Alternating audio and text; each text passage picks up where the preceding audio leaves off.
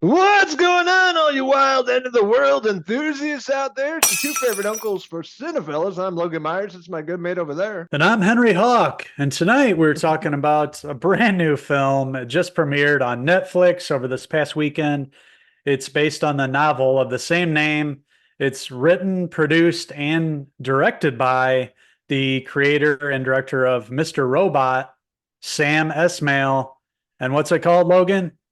Leave the world behind. Oh, Haven't you been picking up on what's going on out there? Whatever it is, it's happening to all of us. I just want to know, what is the truth?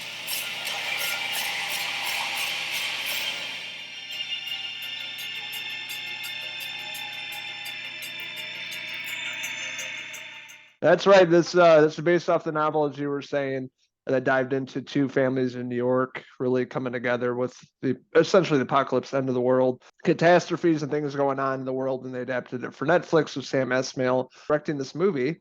And it basically has to do with the people behind me here. Ethan Hawke, Julia Roberts are married couple, live in Brooklyn. They want to get out, take a break, nice, getaway outside in the countryside in New York, show up there, and then internet goes down and all this stuff starts happening to them. And essentially they're out on this beach and this big boat comes up and can't stop. So it just sets off, the mood of the movie, like all this crazy stuff going on and how they're going to survive. the slow deterioration of life as we know it here on Earth with all the pleasures of the internet, uh, you know, getting in our cars, driving wherever we want, traveling in airplanes. Everything pretty much revolves around, of course, the internet and cybersecurity. And this movie really dives into that. It deals with what happens if there was an attack and not only that, but a multi-pronged attack that, causes blackouts and then eventually causes like a civil war between the citizens. It's plausible, and that's what makes the movie pretty effective. And what I enjoyed most out of it, it really captures the paranoia that happens when communications are cut off from the outside world, and then you have people interacting and spreading information, and who knows if they're spreading the right information. It could be people with a nefarious plan trying to spread disinformation. And that's what this movie really deals with. It deals with the paranoia that Amanda and Clay, as they're at this vacation house, and this guy and his daughter knock on the door, and they're like, "Hey, this is actually our house. We were supposed to be gone for the weekend, but this blackout happened and we couldn't go anywhere, so we're back here. It's okay, you guys can still stay here. We'll kind of stay in the basement kind of thing and refund you at least half your money." And then that just starts, Clay and Amanda becoming paranoid, like asking questions like, why are they really here? What's really going on? And then they start seeing the television broadcasts that are saying that there's been an attack. And yeah, like you mentioned, it just sets up the atmosphere really well. Right off the bat, this one reminded me of a little bit of Knock at the Cabin, the Shyamalan movie from earlier this year. It kind of captures that paranoia and kind of the end of the world tone to begin with. But this one really deals with like the cyber terrorism aspect, and that's what Sam Esmail does best with Mr. Robot.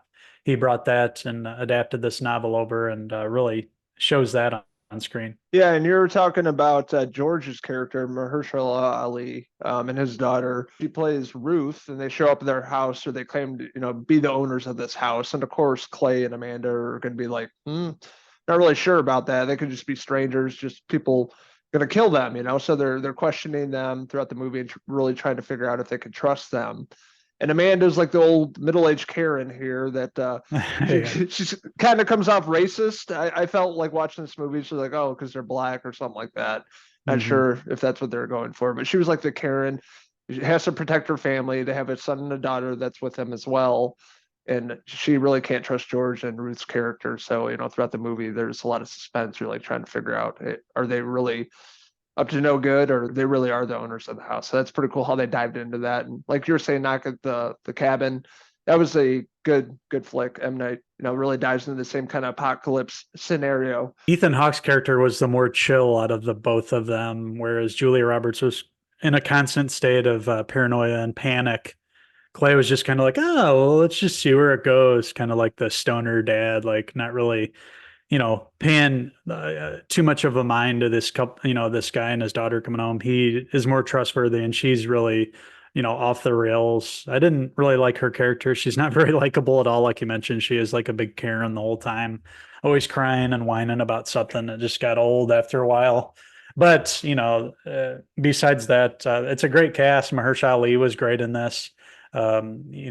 Everybody's, fleshed out a little bit. We get to know a little bit about their backstories, but really, it's scene after scene of this crazy stuff happening, like airplanes falling out of the sky.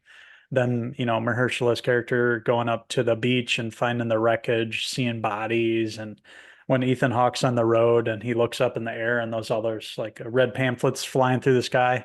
And basically they look at the back of the pamphlet and it says "Death to America" in Arabic. So it's obviously some sort of attack. It's split into three parts. It's kind of a three-pronged attack is what Mahershala's character is describing at the end of the film.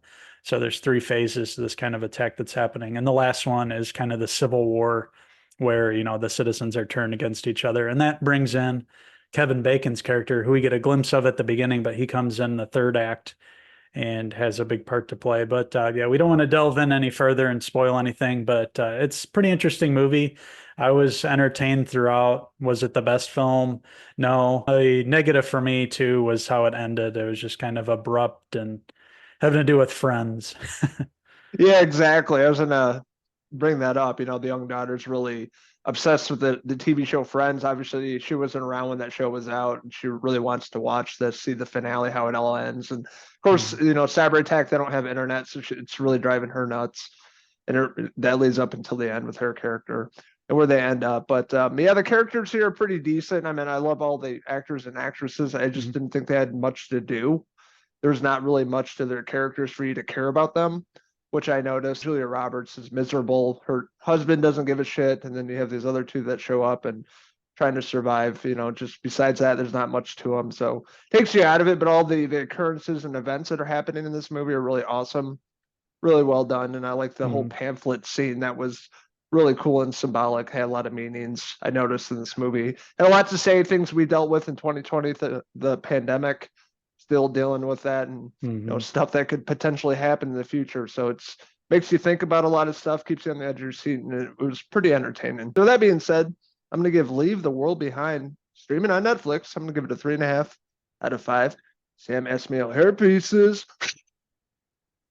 Yeah, I agree with you. Everything that you said. A well-made film, well put together by Sam Esmail, really deals with a lot of the stuff that we're dealing with now. And with these recent leaks from these video game studios, hackers are getting into stuff and leaking all this classified information, leaking people's addresses, names. It's a dangerous world we live in. It's only going to get worse. I have a feeling, obviously you're working in cybersecurity. So all this stuff is very plausible and things that we're going to have to deal with as the years tick by here, especially in this, these years after the pandemic. It just seems like things are getting ramped up by the minute. And let's hope that we are able to withstand the apocalypse because that's what we're all afraid of at this point. And every other movie at this stage is about the apocalypse. So this one was very effective, and Sam Esmail did an overall good job. And that is why I'm giving Leave the World Behind. I'm going to give it a 3.5 out of 5 Julia Roberts hair pieces. We want to hear from you guys. What did you guys think of Leave the World Behind? Did you guys enjoy it as much as we did? Leave a comment in the comment section below. And as always, don't forget to stab, subscribe. Also, make sure to follow along with us on our website, Cinephellas.com, and our social media pages, Facebook, Instagram, and X, for all the latest and greatest in TV movie news and reviews. Also, stay tuned to our YouTube channel right here. Me and this guy just reviewed Godzilla -1. Had a great time with that movie and review. Just posted that. We got a podcast coming out and a few other movie reviews, me and this guy, very soon to our channel right here. That's right. Yeah, we're closing off 2023 with a bang, and we're going to be picking right back up after the first of the year with some all new great movie and TV reviews. So thank you guys for checking out our Cinephellas website and our YouTube channel here. If you haven't already, please subscribe. And we thank you guys for watching. So until the next Cinephellas movie review, I'm Uncle Henry Hill. And I'm Uncle Logan Ali, signing out until the next movie review. Whoa.